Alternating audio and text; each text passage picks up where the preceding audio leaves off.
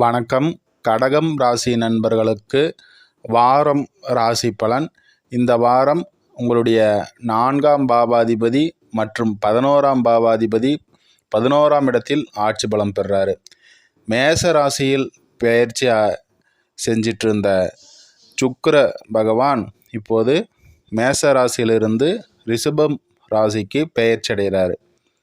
அந்த வகையில் 4க்கு உடையவரும் 11க்கும் உடையவரும் 11ஆம் இடத்தில் பலம் பெறதுனால 4ஆம் இடம் வண்டி வாகனம், உங்களுடைய நிலம், தாய் வழி உறவுகள், இது எல்லாமே 4ஆம் இடம் குறிக்கும். அதனால் 11ஆம் இடத்துல அவர் பலம் பெறாரு.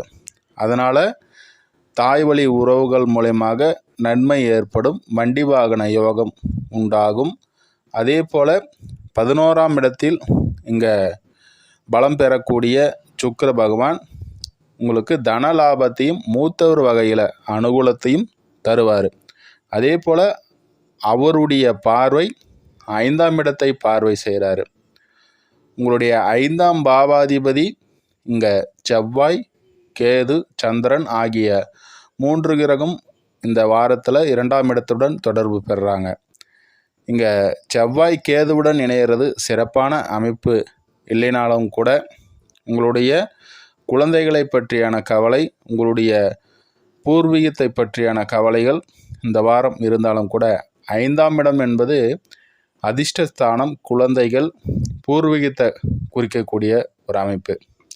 அந்த வகையில் 5ஆம் பாவாதிபதி கேதுவுடன் இணைந்தாலும் கூட உங்களுடைய 5ஆம் இடத்தை சுக்கிரன் பார்க்கிறாரு.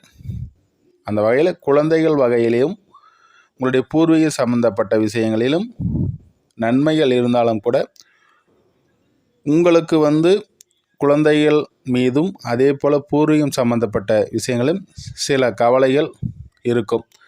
அவர்களுக்கு எதுவும் செய்ய முடியலையே அப்படின்ற ஒரு எண்ணமும் இருக்கும். அதே போல் 2ஆம் இடத்துல உங்களுடைய ராசிக்கு அதிபதியான சந்திரன், கேது, செவ்வாய் இணைவு பெற்றுங்க. செவ்வாயுடன் இணைவது சிறப்பு தான், சந்திரமங்கல யோகம். ஆனால் இங்கே கேதுவும் இணைகிறதுனால சில குழப்ப மனநிலையும் இந்த வாரத்தினுடைய ஆரம்பத்தில் இருக்கும். இந்த வாரம் இந்த 1, 2 ஆகிய தேதிகளில் உங்களுடைய ராசிக்கு 3ஆம் இடத்துல சந்திரன் அமர்ந்து இங்கே பரிவர்த்தனை பெறுறாங்க. 12ஆம் இடத்துடன் பரிவர்த்தனை பெறதுனால இங்கே 3ஆம் இடம் முயற்சி ஸ்தானம், இளையவர்கள் சகோதர ஸ்தானம். 12ஆம் இடம் விரயஸ்தானம். இங்கே 12ஆம் இடத்துடன் இங்கே பரிவர்த்தனை அமைப்பு பெறதுனால 12-3 பரிவர்த்தனை அமைப்பு பெறதுனால இப்போது வெளியில் ஏதாவது ஒரு விஷயத்தை செய்யணும்னு நினைக்கிறவங்களுக்கு இந்த நாட்கள் ஒரு சிறப்பாக இருக்கும்.